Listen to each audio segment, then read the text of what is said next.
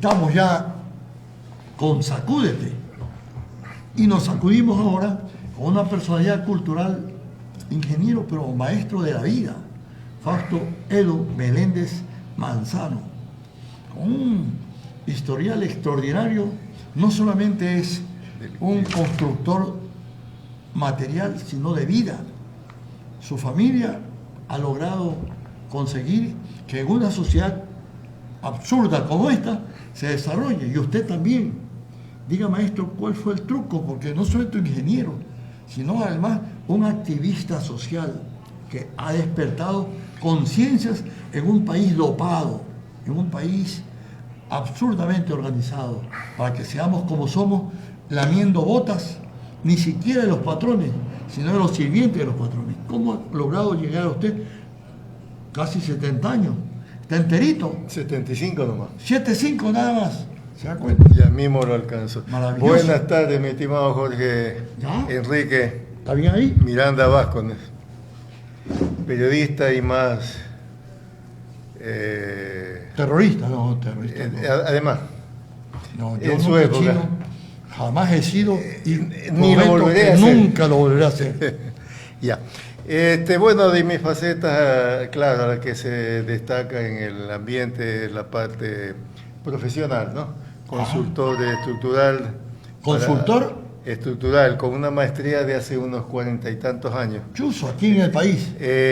Aquí fue una especialidad en el año 79, 78, 79, cuando ya había posgrado y bueno, en comparación a que hubo después un desbande del Instituto de Investigación de Estudios Avanzados de la Universidad de Guayaquil. Ajá. A partir del inicio de los años 70 y creo que hasta algo de los 80. Y esa fue una especialidad en estructuras.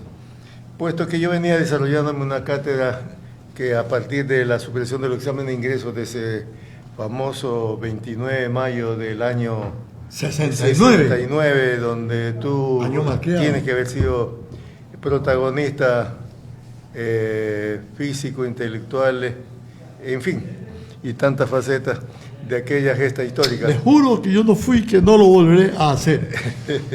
Entonces, a partir del año 70, pues la universidad y sobre todo la nuestra, que es una facultad de práctica, la ingeniería civil, las estructuras, tiene que ver con los materiales. Sí, es sí. una materia empírica. Es empírica porque es a base de prueba y error. Laboratorio de suelo, laboratorio de materiales, y el mejor de los escenarios, el mejor laboratorio que ha existido y que existirá, no es otro que el laboratorio no de algún continente ni de primer mundo, sino el escenario natural que son para nuestro caso, los terremotos. ¿Terremotos? Donde hay terremotos, fuertes sismos, allá van las investigaciones. Porque es porque es el laboratorio natural y están las estructuras como han sido hechas, no como se las ideó y como finalmente quedan construidas. Porque después de echarle cemento, que es como a un traje de madera, echarle tierra, ya no se ve más qué pasa. Entonces, se cometen, no sé si barbaridades, errores, horrores constructivos, hablando en esta primera parte de lo notorio en mi aspecto profesional, que es repito, la consultoría en estudios y fiscalizaciones de obras civiles, ¿no? Con el Estado y también en lo privado, el municipio, Ministerio de la Pública, Midubi, en fin. Con mayor aceleración de mi trabajo a partir del, casi digo, en buena hora que hubo el terremoto de Pedernales. Ay, ay, ay. En buena hora en el sentido jocoso de tener posibilidades de trabajo. Pero los terremotos, lejos de donde existen, por ejemplo, el ciclón de fuego del Pacífico, y que ya entrando, para no entrar en la sismología, existen ciertas zonas nomás del mundo donde hay estos movimientos sísmicos donde las placas tectónicas, la placa oceánica con las continentales chocan, se fruncen, se forma en nuestro continente a lo largo de la Patagonia hasta Alaska, la cordillera de los Andes.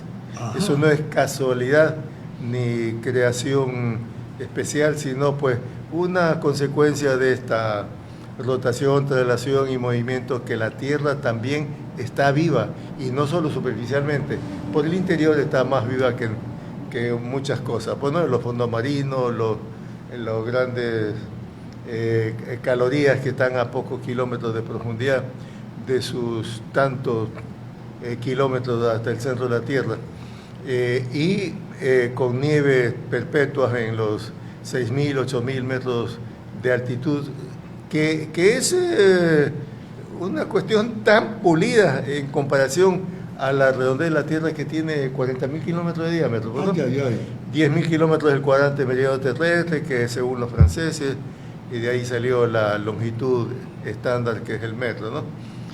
Entonces, de ahí nuestro país, que se llama Ecuador, porque está pues en la mitad de este cinturón de fuego del Pacífico.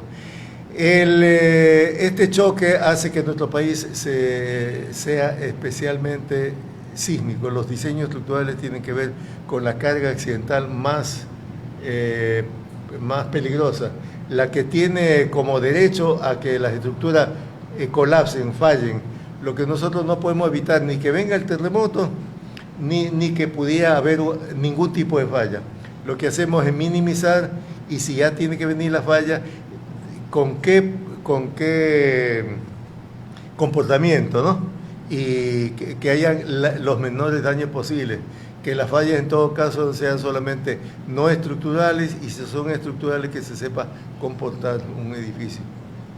¿Y se puede prever esos terremotos en este país o en alguna parte del mundo? Los terremotos no, lo ideal sería que se prevean, pero es un fenómeno totalmente aleatorio. O sea, ¿cómo es eso? Aleatorio, como cara y sello, no sabemos qué viene después, pero sabemos que viene, y en cierta proporción. En esta zona 50% cara y 50% sello. Pero si apostamos este rato los 3 próximos tiros, capaz que los 3 salen de un solo lado. Ajá. Pero eso no va a ser pues en 30 o en 3.000 o en 3 millones de sorteos. Entonces, ajá. Y es la teoría sismológica tectónica, es de curiosidad también, ¿no? Y ahora... Pero sobre todo en Ecuador. No, en zonas como en el Ecuador, que están ubicadas sobre todo en el cinturón de fuego del Pacífico, donde las placas tectónicas pacíficas, porque en el centro del océano, digamos, en la parte media, ebulle, sale magma, nueva materia, y no puede acumularse, sino que eso es como algo plástico, una colada, hablando en términos sencillos, que van navegando con una velocidad fantástica, si habláramos de tiempos geológicos y más aún astronómicos. Pero para el suspiro de vida que uno tiene, hablamos de una velocidad más lenta que cualquier tortuga muerta, tipo 5 o 7 centímetros por año. 5 o 7 centímetros por año es una ridiculez, aparentemente.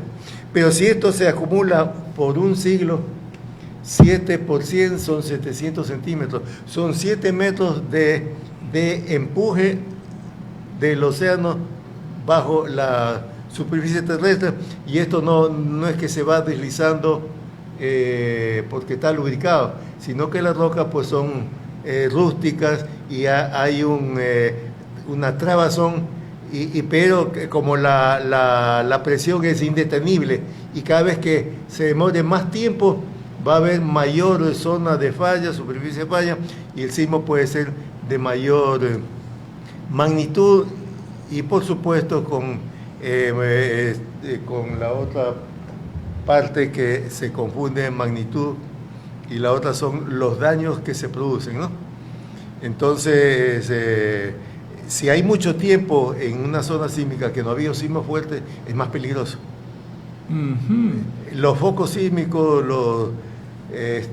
como las zonas del Golfo de Guayaquil, tipo terremotos por Puná, Durán, Naranjal, estamos viendo que periódicamente hay sismos medianos, 5, 6, existen todos los años varios. Si fuera muy quieto, estando en la misma zona, paralelo a la costa, es más peligroso porque podría estar esperando uno de magnitudes insospechadas. El Ecuador en el siglo XX, a comienzos de 1900, en 1906 precisamente tuvo uno de los 10 terremotos más fuertes de la historia de ese siglo. Frente a Esmeralda, magnitud cercano a 10, que son sismos contados con los dedos de una mano en cada siglo, ¿no? Al más fuerte en Santiago de Chile en 1960, con maremoto y todo, ¿no? Solo que fue una zona no tan poblada como Santiago de Chile, sino en la zona de Valparaíso al sur, pero con consecuencias tales que hace tomar en ese momento conciencia, como en todas partes. Después que nos asaltan, ponemos toda la seguridad, pero ya pasa un tiempo y nos vamos otra vez confiando en que no va a volver a pasar.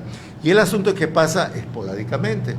Cada tantas décadas habrá un sismo como el de Pedernales, ¿no? Sí. Magnitud 7.8. Devastó algunas zonas a unos tantas decenas de kilómetros como es en Manta, Puerto Viejo, por ser las ciudades más grandes, pero también muchos cantones y zonas rurales fueron devastadas, ¿no? En la zona ¿cómo se llama? Zona cero de Puerto Viejo, de Manta, hubo muchos daños por unas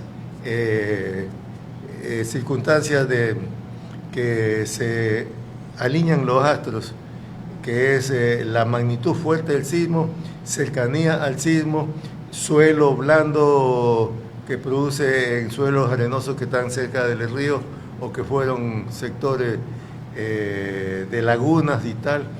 Esto hace que haya licuefacción, que el suelo se licúe, sea como una gelatina, y los edificios prácticamente con su peso se hunden o se viran. ¿Eso puede pasar aquí en Guayaquil? Pasó, por supuesto, en Guayaquil. Claro, y bueno, depende de qué Guayaquil hablamos, porque si hablamos del Guayaquil hasta donde en nuestra primera época, en nuestros primeros 20 años, que no llegaba más allá de la calle Lizardo García, o el Salado, por allá, Maracaibo ya no había más, y tal vez siempre el cerro, ¿no?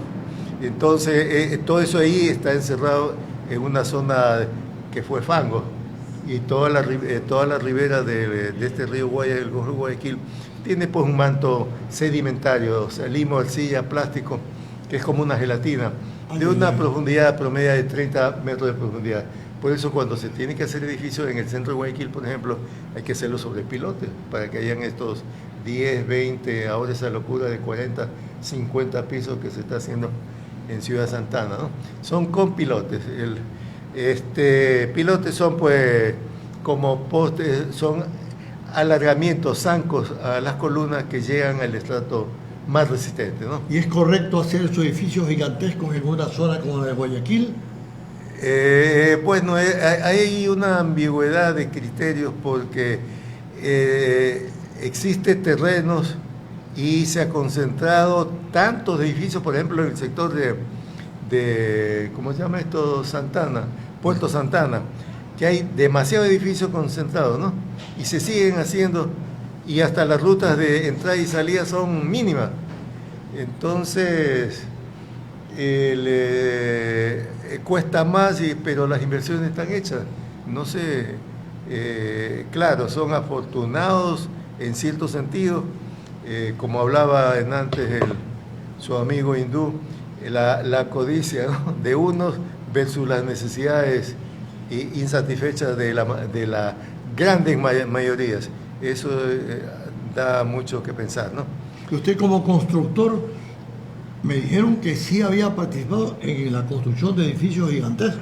Bueno, yo hago el cálculo estructural, ¿no? Y con mi área Sismo Resistencia estamos en el aspecto de hacer estudios, ya sea planos estructurales para realizarse el edificio nuevo, así como también los edificios que tienen varias décadas de uso y que han sido afectadas o bien por el tiempo o también por un sismo fuerte.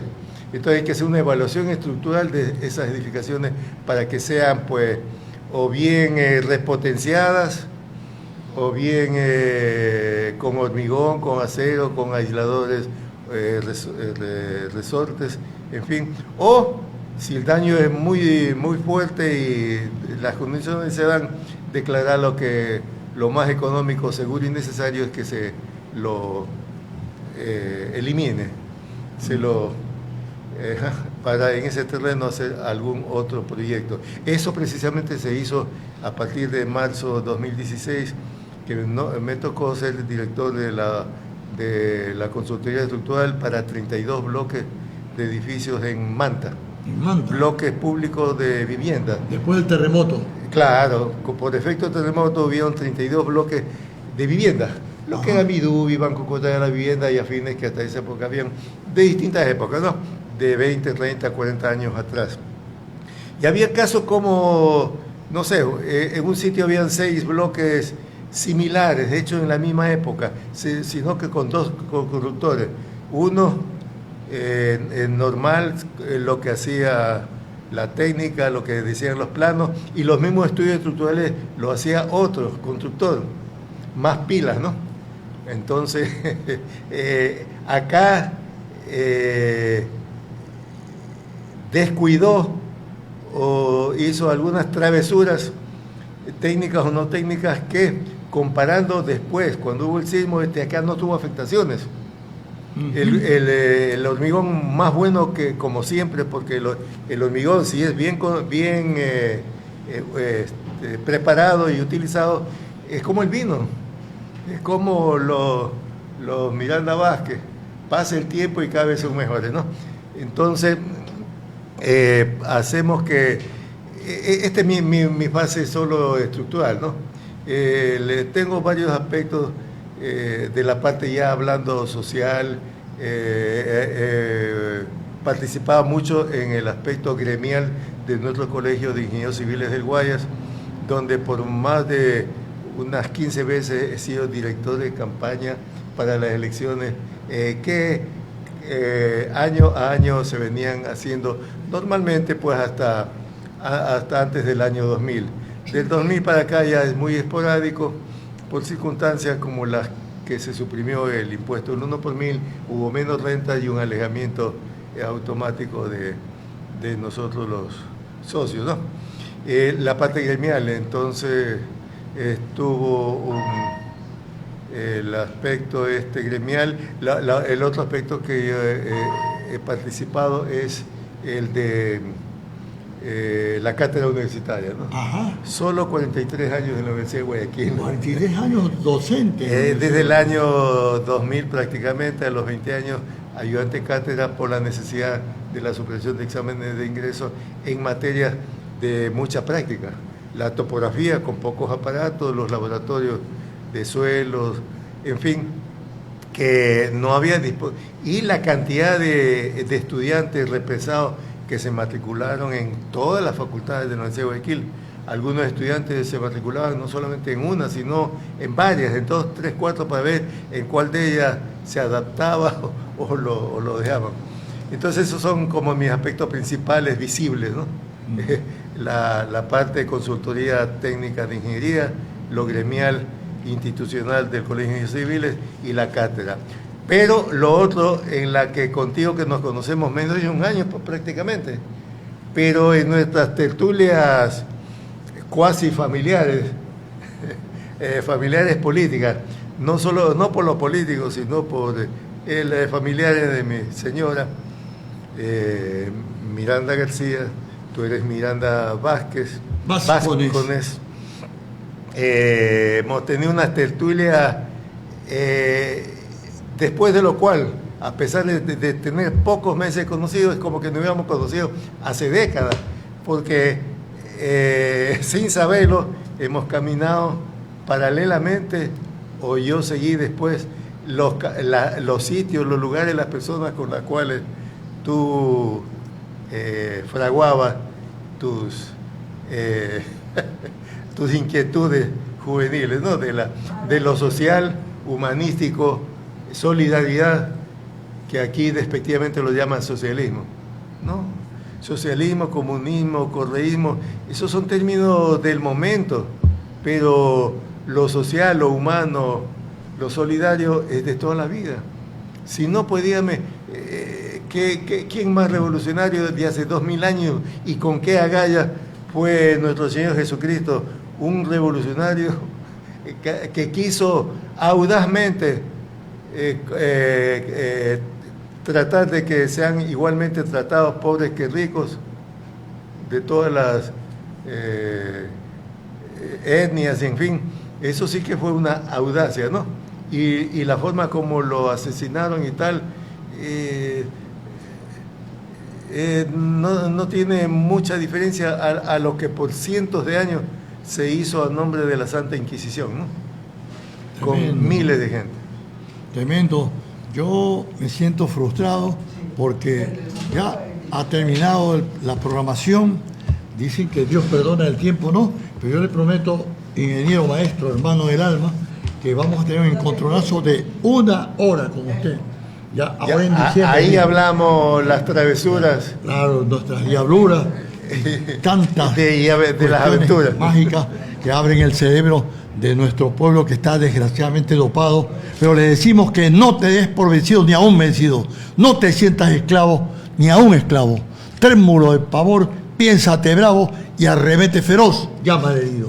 Ten el tesón del clavo enmohecido, que ya viejo y ruin vuelve a ser clavo. No la cobarde intrepidez del pavo que amaina su plumaje al primer ruido, Edu. Procede como Dios, que nunca llora, está cómodo. O como Lucifer, que nunca reza, carajo. O como el roledal, cuya grandeza necesita del agua y no la implora. Que ruja y vocifere vengadora, aún rodando en el polvo tu cabeza. Muchas gracias, maestro lindo. Perdónenme. Listo, Jorge, un gusto.